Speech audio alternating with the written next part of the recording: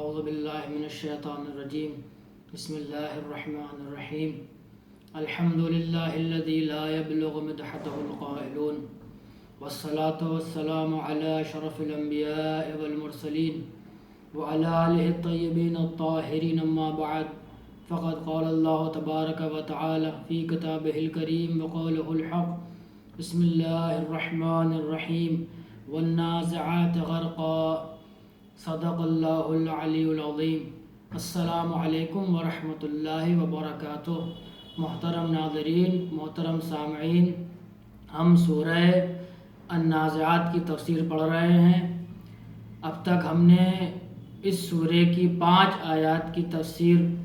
سے آشنائی کا شرف حاصل کیا۔ آج ہم آیت نمبر 6 سے اس سورہ کی تفسیر کا آغاز کریں گے۔ بسم اللہ الرحمن الرحیم۔ تتبعها الراجفہ۔ آیت نمبر 6 سے اس کا آغاز کرتے ہیں۔ یوم ترجف الراجفہ تتبعها الرادفہ قلوب یومئذ واجفہ ابصارها خاشعہ یقولون انا لمردودون فی الحافرہ اذا كنا عظاما نخرہ۔ ارشاد خداوندی ہے یوم ترجف الراجفہ۔ یوم یعنی قیامت سے پہلے کا جو منظر ہوگا اس کے حوالے سے گفتگو ہے۔ جب قیامت آیا چاہے گی، یوم ترجف الراجفہ، جب قیامت آیا چاہے گی تو زمین کو ایک زلزلہ آئے گا، زمین و آسمان کو، یعنی گویا یوں کہیے کہ پوری کائنات کو ایک زلزلہ سا آئے گا، جس زلزلے کے اثر میں تمام مخلوقات موت کے آغوش میں چلی جائے گی۔ اگر دوسری تعبیر میں، جیسے کہ علماء تفاسیر نے بیان کیا ہے، اگر دوسری تعبیر میں اسے بیان کیا جائے تو اس طرح بیان کیا جائے گا کہ ایک سور پھونکا جائے گا، جسے میں پہلے بھی عرض کر چکا ہوں پچھلے سورے میں بھی، کہ ایک سور پھونکا جائے گا کہ جس سور کے پھونکے جانے کے اثر میں تمام مخلوقات موت کے آغوش میں چلی جائے گی۔ تو یہ جو راجفہ سے مراد ہے، یعنی زلزلہ آئے گا، اس زلزلے سے مراد یہ ہے کہ ایک سور پھونکا جائے گا، جس سور کے نتیجے میں زلزلہ آئے گا اور اس کے اثر میں تمام مخلوقات جو ہے موت کے آغوش میں چلی جائیں گی۔ دوسری آیت نمبر 7، تتبعها الرادفہ۔ رادفہ کا مطلب ہے ردیف، یعنی کسی ایک چیز کے پیچھے کسی دوسری چیز کا آنا، پے در پے۔ تو مراد یہ ہے کہ تتبعها الرادفہ، اس زلزلے کے بعد ایک اور ایسا زلزلہ آئے گا کہ جس زلزلے کے اثر میں تمام مخلوق جو ہے وہ زندہ ہو جائے گی۔ مخلوق سے مراد تمام انسانات جو ہیں، تمام انسان جو ہیں وہ حساب و کتاب کے لیے زندہ ہو جائیں گے، کیونکہ حساب و کتاب جو ہے وہ انسان سے لیا جائے گا۔ حیوانات یا چرند پرند سے تو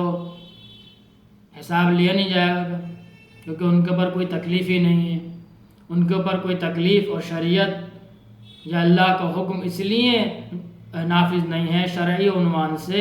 کیونکہ ان کے پاس عقل نہیں ہے۔ انسان کو اللہ نے عقل جیسی ممتاز شے سے نوازا کہ جس عقل کی بنا پر انسان تمام مخلوقات سے جدا ہو جاتا ہے۔ اس لیے جو ہے انسان دوبارہ اٹھیں گے تو یہ دوسرا جو آواز آئے گی تو اس سے بھی مراد کیا ہے، وہ دوسرا سور پھونکا جائے گا۔ یعنی پہلا سور پھونکا جائے گا، تمام مخلوق مر جائے گی۔ دوسرا سور پھونکا جائے گا، انسان تمام زندہ ہوں گے، اپنے قبروں سے اٹھائے جائیں گے، زمین ان کو اگل دے گی، تمام مردوں کو زمین اپنے اگل دے گی اور وہ تمام افراد زندہ ہوں گے اور میدان حشر کی طرف روانہ ہوں گے تاکہ ان کا حساب و کتاب جو ہے وہ لیا جائے۔ پھر آیت نمبر 8 میں ارشاد ہے قلوب یومئذ واجفہ۔ اس روز جب دوبارہ اٹھایا جائے گا تمام افراد کو تو اس روز وہ کیفیت ہوگی، وہ ہولناکی ہوگی، وہ وحشت تمام افراد پر طاری ہوگی کہ قلوب یومئذ واجفہ، اس روز دل جو ہیں وہ پریشان ہو جائیں گے۔ واجفہ کہتے ہیں مضطرب ہونے کو، واجفہ کا معنی ہے مضطرب ہونا، پریشان ہونا، یعنی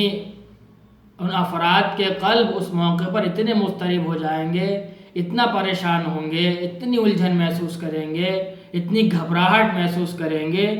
کہ ان کی گھبراہٹ جو ہے وہ دل سے باہر نکل کر ان کے اعضاء و جوارح سے ظاہر ہوگی، اور وہ اس طرح ظاہر ہوگی کہ جسے بعد کی آیت نمبر 9 میں خداوند عالم ارشاد فرما رہا ہے کہ ابصارها خاشعہ، کہ ان کی آنکھیں جو ہیں وہ گھبراہٹ سے اندر دھس جائیں گی۔ وہ کیفیت اس وقت وہ ہولناکی ہوگی کہ دلوں کی گھبراہٹ سے، دلوں کی گھبراہٹ کی وہ شدت ہوگی کہ گھبراہٹ کی وہ کیفیت ہو جائے گی دلوں کی کہ جس کے اثر میں آنکھیں اندر دھس جائیں گی، اور گویا انہیں جو ہے ایک طریقے سے بینائی ان کی ضعیف ہوتی چلی جائے گی۔ بہت ہی ہولناک منظر ہوگا، اس کیفیت کو الفاظ میں بیان کر پانا مشکل ہے۔ فقط بس اتنا کہوں گا کہ ہر انسان اس منظر کو صرف سوچے گا تو انسان اپنے اعمال کی حساب رسی خود کرے گا، تاکہ ایک ایسے وحشتناک اور ہولناک ماحول میں انسان اپنے آپ کو بچا سکے۔ میں پہلے بھی عرض کر چکا ہوں کہ یہ کیفیت ان افراد پر طاری ہوگی کہ جن کے ایمان میں کمی رہی ہوگی، جن کے یقین میں کمی رہی ہوگی، جن کے اعمال صالح میں کمی رہی ہوگی، جنہوں نے صرف دنیا میں گناہ انجام دیے اور حق کا مقابلہ کیا، حق کے مقابلے میں کھڑے رہے، حق کو تسلیم نہیں کیا۔ پھر آیت نمبر 10 میں ارشاد ہوتا ہے یقولون انا لمردودون فی الحافرہ، پھر یہ افراد کہ جن کی آنکھیں اندر دھسی ہوئی ہوں گی اور شرمندگی سے جھکی ہوئی ہوں گی، وہ کسی طرف دیکھ نہیں پا رہے ہوں گے، کیونکہ تمام افراد کی نگاہ انہی افراد کی طرف ہوگی جس طرف بھی وہ دیکھیں گے انہیں شرمندگی کا احساس ہوگا، اس لیے کسی بھی طرف وہ دیکھ نہیں پائیں گے، آنکھیں ان کی جھکی ہوئی ہوں گی خاشعہ۔ پھر وہ لوگ کہیں گے یقولون، پھر وہ لوگ کہیں گے کہ خداوند عالم نے جو یہ کہا ہے کہ تمہیں دوبارہ اٹھایا جائے گا اور دوبارہ جو ہے تم کو زندہ کیا جائے گا، کیا زندہ کرنے سے مراد یہ ہے کہ ہمیں دوبارہ دنیا میں بھیجا جائے گا؟ کیا خداوند والے یعنی ایک طریقے سے وہ استہزاء کریں گے، یعنی ایک طریقے سے نعوذ باللہ جو ہے وہ استہزاء اور جو ہے مسخرے سے کام لیں گے خداوند عالم کی بارگاہ میں۔ کیا اللہ نے جو یہ کہا ہے کہ تمہیں دوبارہ اٹھایا جائے گا، اس دوبارہ اٹھائے جانے سے، دوبارہ زندہ کرنے سے مراد یہ ہے کیا ہمیں دنیا میں دوبارہ بھیجا جائے گا؟ یقولون انا لمردودون،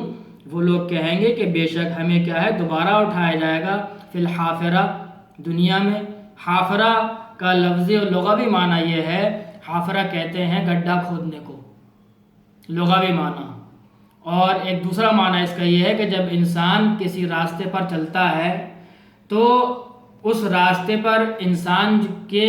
جو قدم کے نشان ہیں وہ بنتے چلے جاتے ہیں، اور اگر زمین اگر نم رہی ہو تو پنجے انسان کا پیر تھوڑا سا زمین کے اندر دھس بھی جاتا ہے تو وہ نشان کیا ہے وہ گہرے ہو جاتے ہیں، اور جب انسان کسی اجنبی راستے پر جاتا ہے پہلی بار تو وہ کوشش یہی کرتا ہے کہ جس راستے سے وہ گیا ہے اسی راستے سے واپس آئے تاکہ راستہ بھول نہ جائے، راستہ بھٹکے نہیں۔ تو اسی سے کیا ہے یعنی لفظ حافرہ سے کنایا کیا جا رہا ہے دوبارہ اٹھائے جانے کی طرف، دنیا میں دوبارہ بھیجے جانے کی طرف، یعنی جس طرح سے انسان کسی ایسے راستے پر جائے جو اجنبی ہو تو وہ اسی راستے سے واپس لوٹ کر آتا ہے جس راستے سے گیا ہوتا ہے، کیونکہ راستہ اجنبی ہے کہیں بھٹک نہ جاؤں، اس لیے اسی راستے سے واپس آتا ہے۔ تو جن جگہ پر اس نے پہلے قدم رکھے واپس لوٹتے وقت وہ اسی جگہ پر اپنے قدم رکھتا ہوا اپنی منزل کو واپس آ جاتا ہے۔ تو اسی سے کیا ہے کنایہ کیا جا رہا ہے کہ کیا خداوند عالم ہمیں دنیا میں دوبارہ بھیجے گا؟ کیا خداوند عالم ہمیں دنیا میں دوبارہ بھیجے گا؟ اگر ہمیں اللہ دنیا میں دوبارہ بھیجے گا، یعنی دو باتیں یہاں سامنے آئیں گی، لوگوں کا یہ کہنا ہے کہ دو باتیں ہیں کہ اگر اللہ ہمیں دنیا میں دوبارہ بھیجے گا تو اس کا مطلب دنیا اچھی تھی، جب دنیا اچھی تھی تو ہمیں دنیا سے اٹھایا کیوں؟ دوسری بات یہ کہ اگر دنیا بری تھی تو اب دوبارہ ہمیں دنیا میں بھیج کیوں رہا ہے؟ یہ غلطی یہ افراد یہ کر رہے ہیں کہ دوبارہ اٹھائے جانے سے یہ لوگ مراد یہ لے رہے ہیں کہ انہیں دنیا میں دوبارہ بھیجا جائے گا، اس لیے یہ باتیں سامنے آ رہی ہیں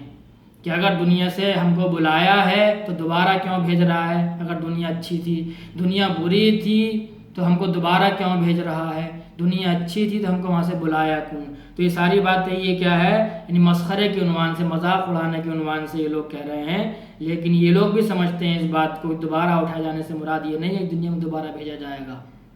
بلکہ مراد یہ ہے کہ حساب و کتاب کے لیے انسان کو دوبارہ اٹھایا جائے گا۔ پھر آگے کہتے ہیں یہی افراد جو یہ لوگ اس طرح کے اشکال اور اعتراضات کر رہے ہیں، یہی افراد آگے ان کی گفتگو جاری ہے، اور یہ ہے آیت نمبر 11 میں کہ اذا کنا عظاما نخرا، کیا جبکہ ہماری ہڈیاں بالکل بوسیدہ ہو گئی ہیں؟ نخرا کہتے ہیں بالکل بوسیدہ ہو جانے کو، یعنی ایک دم اندر سے کیا نام ہے کھوکھلا ہو جانا، اور پھر وہ ہڈیاں اتنی بوسیدہ ہو جائیں کہ خاک میں مل جائیں۔ بعض افراد ایسا ہوتا ہے کہ اگر قبر کو کھول کے دیکھا جائے تو معلوم یہ ہوتا ہے قبر میں کوئی دفن ہی نہیں ہوا تھا، یعنی وہ ہڈیاں اس قدر بوسیدہ ہو گئی ہیں کہ وہ خاک میں مل گئی ہیں۔ تو ان افراد کا یہ کہنا ہے کہ اذا کنا عظاما نخرا، کیا اللہ ہمیں جب اٹھائے گا کہ ہماری ہڈیاں بوسیدہ ہو گئی ہیں؟ کیا ہماری ہڈیاں جو بوسیدہ ہو گئی ہیں اللہ ہمیں جب دوبارہ اٹھائے گا؟ نخرہ کا جو لغوی معنی ہے وہ یہ ہے کہ نخرہ اس درخت کو کہتے ہیں کہ جو درخت کیا ہے بالکل سوکھ جاتا ہے، اور سوکھنے کے بعد اندر سے اس کا تنا کیا ہے وہ کھوکھلا ہو جاتا ہے، اور جب ہوا چلتی ہے تو ایک عجیب سی آواز اس میں سے نکلتی ہے، اور وہ آواز اس بات کا احساس کراتی ہے کہ درخت اندر سے کھوکھلا ہو چکا ہے۔ تو وہی مراد یہاں پر لی جا رہی ہے کہ اذا کنا عظاما نخرا، کہ جب ہماری ہڈیاں بالکل بوسیدہ ہو جائیں کیا اللہ ہمیں دوبارہ اٹھائے گا؟ تو یہ ساری چیزیں جو ہیں یہ اس وقت کی بیان کی جا رہی ہیں کہ جب انسان کو دوبارہ اٹھایا جائے گا۔ تو دوبارہ اٹھائے جانے کے حوالے سے یہ لوگ اعتراضات کر رہے ہیں، اشکالات پیش کر رہے ہیں، اور ایک منظر وہ ہے کہ جب انسان کو دوبارہ اٹھایا گیا، دوبارہ اٹھانے کے بعد میں نے عرض کیا کہ انسان کے دل کیا مضطرب ہو گئے، اور مضطرب اس طرح سے ہوئے کہ انسان کے اعضاء و جوارح سے اس کا اضطراب، اس کی گھبراہٹ ظاہر ہونے لگی، اور آنکھیں کی کیفیت یہ ہو گئی کہ جیسے اندر دھس گئی ہوں آنکھیں انسان کی، اور شرمندگی سے اپنا چہرہ اوپر نہیں اٹھا پا رہا۔ یہ کیفیت کیا ہے انسان کے اوپر ہوگی۔ آج کا درس ہمارا یہیں تک رہے گا، انشاءاللہ کل ہم یہیں سے اپنے درس کا آغاز کریں گے۔ پالنے والے تجھے واسطہ محمد والے محمد کا، حضرت ابو الفضل عباس علیہ السلام کا، جناب زینب سلام اللہ علیہا کا، کربلا کے 72 شہداء کا، دنیا میں جہاں جہاں بھی شیعان حیدر کرار ان کی جان مال آبرو عزت کی حفاظت فرما، اور ہمارے زمانے کے امام کے ظہور میں تعجیل فرما۔ وآخر دعوانا ان الحمد للہ رب العالمین۔